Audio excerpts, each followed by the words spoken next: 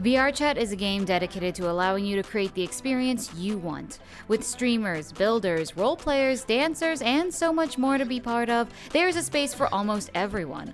And sometimes we get a little too comfortable in our bubble and forget the most important part of what we have: the ability to move outside our comfort zone and experience the other parts of life.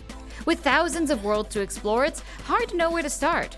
At Converse, we host 3 monthly events dedicated to lurking around the sea of spaces: World Hop, World Photography, and World Explorers. And now, for the pleasure of myself and my community, I bring you the World Wonders, a series where we come together and find hidden gems bubbling to the surface, as well as some less hidden but equally enjoyable spots that the newer or less traveled players may not be aware of.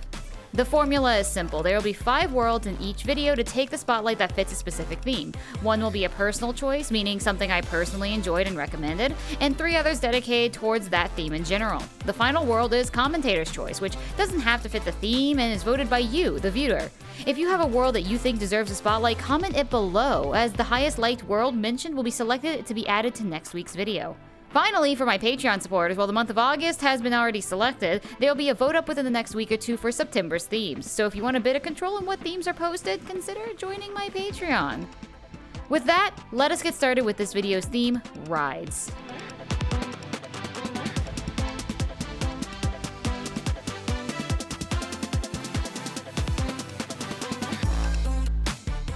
If you frequent my content, you'll know I'm a sucker for rides in VR. Instead of nauseating, I find them a great way to tell a story without actively having to be doing anything. Plus, they can help preserve history, and that brings us to our very first world, Back to the Future, The Ride.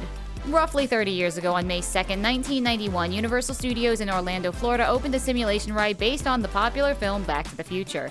The story on the ride is interesting enough. Doc decides to open an institute to allow volunteers to try out the 8-passenger DeLorean time car. However, the main character's bully, called Biff, stows away in the original time car, and you have a chase through time to catch him. This ride was open to the public up until 2007, where its doors were closed forever, being replaced by The Simpsons. In general, when a ride is closed, that's it. It's much harder to find a way to preserve an experience so large. The only known way previously was through video footage. However, with the rise of VR comes the rise of a new, more intimate way to keep the history of older rides alive. And that's where Back to the Future, The Ride on VRChat comes in. The original footage had been taken and placed on a large screen with a matching DeLorean time machine for you to sit on. Or, well, it did, but apparently one of VRChat's many updates has finally put this beautiful world in its final resting place. Maybe the creator will come back and re-upload it, but I'm not holding my breath. Don't tell me. Maybe I missed it. No. No. No. No. It's dead. Maybe I just have to reload it. You can't die on me. You can't. You're the pinnacle. You're the pinnacle of the video. You can't die on me. Please. No. No. Oh no, this was the whole opening. Oh, you VRChat, with all your updates. You've broken history! That was the whole point of this world, is that it's a history! It showcases something that's been long gone, and now it is gone! Luckily, there are others who hold a similar spirit, so I introduce you to the Imagination Pavilion, which is a recreation of the older version of a Disney ride. This ride almost became my personal choice, but not because of the world itself, but the principle and idea that it gives to users. There are at least 3 decades worth of old rides we'll never get to see lost to time, with only some older footage to hold its memory. These rides reflect time periods that it's a part of and showcase how they made experiences so immersive with the limited technology that they had. I mean, look at Harry Potter and the Forbidden Journey, a high-tech, super expensive ride that I rode 3 times when I visited for the first time. Everything has gotten so much better over time, but in 30 years, I wouldn't be surprised if that ride too was taken down for something more relevant and cash flow friendly. Theme parks should be making an effort to preserve their older rides in VR, even through mediums like VRChat, because it was someone's hard work and possible magnum opus to create this monster of entertainment. We have the means and technology to become the most preserved generations in history, and our theme park rides are equally important to keep that memory lit. These aren't just some random roller coasters. Many of the examples from these trips are from trips that families put aside money for years to experience together. A privilege that not everyone gets to do, and some may never get to see or enjoy a ride that perhaps meant a lot to them. For example, I'd love to ride some of the rides in Japan, like the Attack on Titan one, but I probably will never be able to. Let me have a secondhand middle ground through VR. Especially considering how expensive the world is today, having a medium for people who may never get to experience these theme parks outside of watching on the phone, it would be a great way to share the fun. I know firsthand that while going in person is great, some people are satisfied with getting the secondhand experiences, as I used to go to public Disney Worlds in VRChat and retell my stories or do little mock tours explaining what goes on in the Magic Kingdom. I could literally make a whole video on this topic because as a theme park baby, I feel super passionate about sharing the experience and letting people have a taste of the creativity that goes into rides. However, that's not the main focus for today, so I'm gonna leave it there. The Pavilion, like most actual rides, isn't very long, but can only hold about 6 players at a time, so on the plus side, as long as you follow the cart and the rails, you can fit more people who can walk behind, but be careful not to get lost. It does get dark in there. And if you're wanting to really understand how much work goes into building a ride for the public, you can almost pretend to experience that through Udon Tycoon. This is another ride I hold near and dear to my heart, if only because apparently it's one of the few worlds that really shows my inner psycho.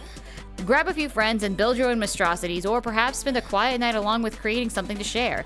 Udon Tycoon is a world that has 3 main sections to it: building a roller coaster, building a water slide, and building a train track. The base game has you collecting materials to build tracks on your own, but you can just click a button at spawn to skip that and build with all the materials already unlocked. And if building really isn't your thing, there are a list of pre-made rides, both by the creator and other people who used the world for you to ride. Well, some are legit, others are a step away from being torture devices.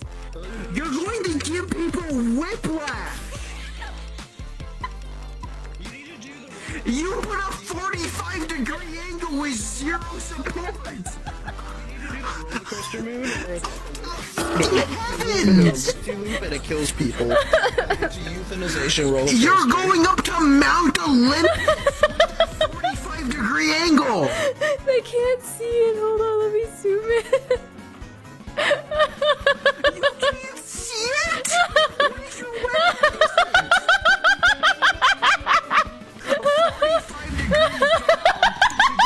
45 degrees up! Changes his brainwave! Oh, here he goes!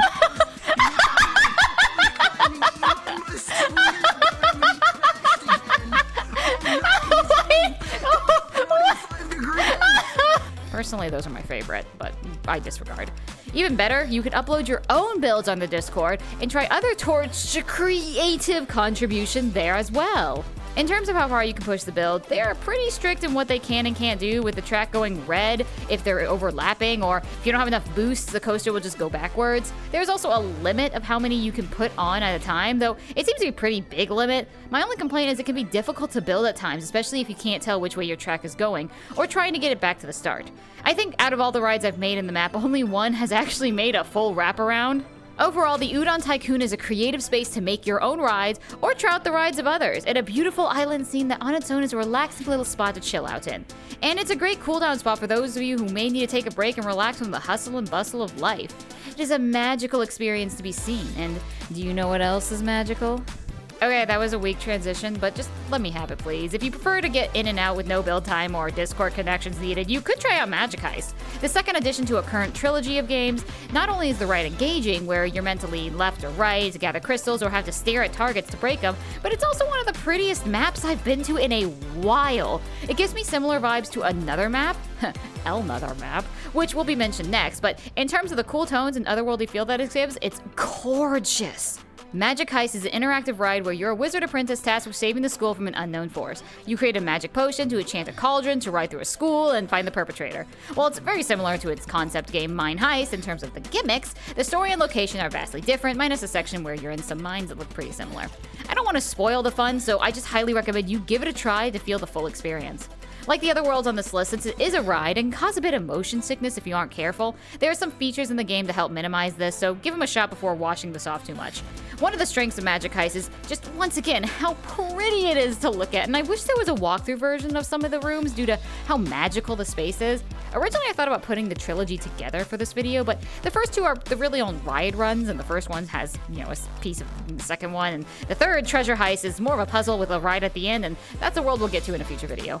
I would recommend only going 1 or 2 people or by yourself, since this ride wants you to go one at a time instead of all at once that you'll overlap. So while you could fit 20 people in all at once, you'd probably get overwhelmed by how loud it gets pretty quickly. Or Or if you try to take turns and let everyone go every half minute or so, then the first and last people will wait for a lot longer. This is a world that's better appreciated in smaller groups versus larger events. Don't worry though if you're afraid to go alone. The ride is not horror and has no jump scares to throw you off guard. Unless you're like me and scared of whales and underwater monsters. It's got a few of those. What is a scary ride though is this week's personal choice, Raawr's Ride. This is a bit of twofer since both only had one chapter and were never really finished. Raawr was a world creator who made quite a few animation and ride-based experiences that honestly I am low-key obsessed with. If you've been to VRChat and gotten into any moving object, you'll notice that your body more often than not is like jittering around. Yet for the most part, in Raawr's horror hideout, you're stagnant in your seat. If you've watched my New Year's video, 75 Facts About VRChat, you'll know this is because the entire world is moving around you instead of you moving around the world. The story for Horror Hideout is pretty simple. Two girls broke down in the middle of nowhere, went up to this haunted-looking mansion for help. It's revealed that the inhabitants are three women who are more or less violently coded, each of them having a backstory told in the first third of the ride. You're following the journey of these girls who are now trapped by these dangerous people as they try to escape. If I can be 100% honest, my favorite part about the Horror Hideout is how the world looks because, dang, does it make my avatar look good. I also just really like the tech regarding the ride and haven't seen anyone else in VRChat try to do the same. Prove me wrong, please. Prove me wrong. I want to see it. Regarding Horror Hideout, since it's the world that uses the most movement method more than its non-horror sister, having the world move around you, thus avoiding all the lurching around, helps keep the users involved and immersed, since they aren't seeing their body, like a hip or a leg, take over their view. Plus, the mood and the vibes of both Horror Hideout and Another Adventure both give theme park energy, but without the weight. Moving on to Elnot'her Adventure, it's a story about how an alien world is giving weird signals, and thus you are brought to the alien planet to find out why some inhabitants just disappeared. This world is much less motion-friendly, and I'd say its saving grace is how gorgeous the world you explore looks, because your stomach will be doing flips on the blue-crested dinosaurs. However, it has the same cast of characters, and even when not following the plot, it's just a really enjoyable time filler. It also is stream-friendly, which you can't say for Raawr's Horror Hideout. In general, both maps are incomplete in terms of their stories, but it is a go-to when I want to show something different for VRChat players to get inspired by. They stuck out because of the unique premise, and I am still hoping for more ride-style worlds in the future. Do I know this will happen? Probably not. But hey, just because it's my personal choice doesn't mean it's for everyone, I guess. If you're watching this and are a world builder, please? Since this is the first of the series, I'm going to be taking the comment suggestion spot for myself because I'm selfish and recommend another small short form horror ride. Also, because all of those rides are PC only and I would like to have at least one cross-compatible section in here. We're taking it here, and this world is called Spooky Trails. Raawr's ride is filled with jump scares, loud noises, flashing lights, and general unease. So if you'd rather go a bit easy on yourself, consider Spooky Trails. Get thrown back to your childhood Halloween days where hayrides were still popular and drive your steed in a long trail filled with minor jump scares and spooks. A world that's great to go with friends. It's definitely more toned down than the kinds of horror we usually see in VRChat products like the Smile Room. Some silly ghosts, zombies, and spiders is all that you'll really run into here. Oh, and this clown. Ignore that. This map was uploaded during the 2023 Spookyality and is part of a handful of spaces I explored. Oh, I was supposed to stop this voice. Okay. I explored this during Spookyality 2023. And I did it with my community. You should join Converse. Like I said, we do things together. If you like world stuff, we like world stuff. Once again, while it's not the scariest thing that you could do in VRChat, I found it endearing and a great mid-ground for people who want to warm up to the idea of horror. I hate horror, and Raawr's ride is one of the few scary things I can handle because of the lack of control, and I can just turn the volume down and call it a day. Also, I've just memorized every single jump scare, so Raawr's ride is going to be stress-inducing for people who are more sensitive, as I've seen people leave out of unease. Spooky Trails is a major step down, thus much more manageable for those who want to be involved in scary shenanigans but don't want to leave their comfort zone. In general, there isn't much to talk about the world because it isn't some super long, complex experience, which is great for people who just want to sit back and chat with a little extra going on. And if you hate sitting still, you could also just walk along the trail and still have the same experiences. ADHD friendly, am I right? Hey, Maju? Yeah? Can I make jokes about ADHD people? Yeah. Yeah? Okay. Thank you. Okay. How you doing? I'm fine. The events are all local, so don't worry about missing something in case you were late or one person ran ahead. While possible to do alone, I think Spooky Trail's strength lies in playing with friends, especially your more skittish ones, but by itself I find it to be a more simple experience, only because it's relatively basic. But if you enjoy that kind of thing, then do what you will. VRChat is all about playing and creating a space for you. Thank you all so much for being here today and joining me on a small journey to the world of VRChat. Look forward to future videos dedicated to different spaces online, and if you have any worlds that stick out and you want to share, leave them in the comments below. Make sure to drink your water, eat your broccoli, and have a fantastic day. See you all in the next video. A quick shout out to all of my REMs out there. Elise and Raksha, thank you so much for your continued support.